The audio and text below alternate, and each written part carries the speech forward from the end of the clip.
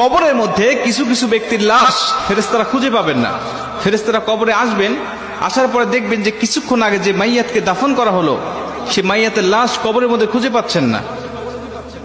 আল্লাহ রাসূল সাল্লাল্লাহু আলাইহি সাল্লাম বলেন, বুখারীর বর্ণনায় আসছে যে মাইয়াতকে যখন দাফন করে আত্মীয় স্বজনরা চলে যায়, 40 কদম দূরে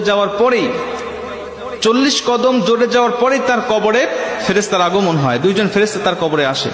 বুখারীর এক বর্ণনায় আসছে, আল্লাহ রাসূল সাল্লাল্লাহু আলাইহি সাল্লাম বলেন, আব্দু ইদা বুদিয়া ফি কবরিহি, যখন কোন বান্দাকে কবরের জগতে রাখা হয় তখন ওই বান্দাকে কবরে রেখে তার আত্মীয় স্বজন পাড়া প্রতিবেশীরা যখন চলে যায়, জুতার আওয়াজ এখনো শোনা যাচ্ছে কবর থেকে, তখনও ওই ফেরেশতারা তার কবরের মধ্যে উপস্থিত হয়ে যায়। ঠিক তখনই যখন কবরের মধ্যে ফেরেশতারা উপস্থিত হয়ে যায়, উপস্থিত হওয়ার পরে কিছু কিছু কবরে এসে দেখবেন যে কবরের মধ্যে লাশ খুঁজে পাওয়া যাচ্ছে না। ফেরেশতারা ডাক দিয়ে বলবেন, কি ব্যাপার? কিছুক্ষণ আগে একজন ব্যক্তির লাশ রাখা হলো, লাশটা গেল কোথায়?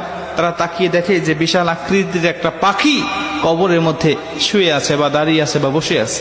পাখিকে উদ্দেশ্য করে ফেরেশতারা ডাক দিয়ে বলেন, পাখি, একটু আগে অমুকের সন্তান অমুক নামে একটা মাইয়াতকে এই কবরে রেখে গিয়েছে, ফুলান ইবনে ফুলান, অমুকের সন্তান অমুক এই কবরের মধ্যে শায়িত করা হয়েছে, সেই লাশটি গেল কোথায়? তুমি কি দেখেছো? পাখিটি ডাক দিয়ে বলবেন, হ্যাঁ আমি দেখেছি। কোথায়? বললেন, সে আমার ডানার তলে ঘুমাচ্ছে, আরামের ঘুম, প্রশান্তির ঘুম দিয়েছে, আমি তাকে কবর থেকে জাগ্রত করব না। ইসরাফিল আলাইহিস সালাতু ওয়াস সালাম যখন সিংহায় ফুঁক দিবে তখন পর্যন্ত আমি তার পাহারাদার হিসাবে এখানে থাকব, তাকে প্রশান্তির ঘুম দেওয়ার জন্য আমি এখানে তাকে পাহারা দিব।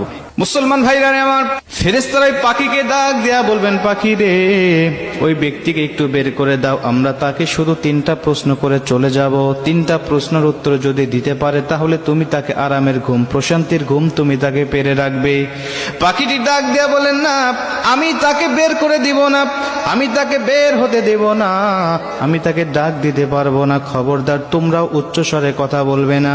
বান্দা বড় ক্লান্ত শ্রান্ত শরীর নিয়ে, দেহ নিয়ে দুনিয়াতে আল্লাহর ইবাদত বন্দেগী করে এসেছে, আমি তাকে প্রশান্তির ঘুম পাড়িয়েছি, এই ঘুম থেকে আমি তাকে জাগনা করতে পারবো না। জোরে কোন সুবহানাল্লাহ।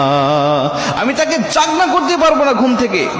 ফেরেশতারা ডাক দিয়া বলবেন, তোমাকে জাগনা করতেই হবে, কারণ আমি তাকে 3টা প্রশ্ন করব, তাকে রব সম্বন্ধে, দিন সম্বন্ধে আর নবী সম্বন্ধে তার কেমন ধারণা আছে, আমি তার কাছ থেকে এই জবাবদিহিটা নিতে চাই। তারপরে তুমি তাকে আরামের ঘুম, প্রশান্তির ঘুম তুমি তাকে পারাবে, যদি সে উত্তরগুলো দিতে পারে।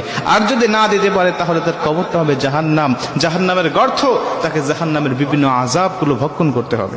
মুসলমান ভাইরা আমার, পাখিটি সঙ্গে সঙ্গে ডাক দিয়া বলেন, ফেরেশতা, তুমি জানো না এই ব্যক্তিকে আমার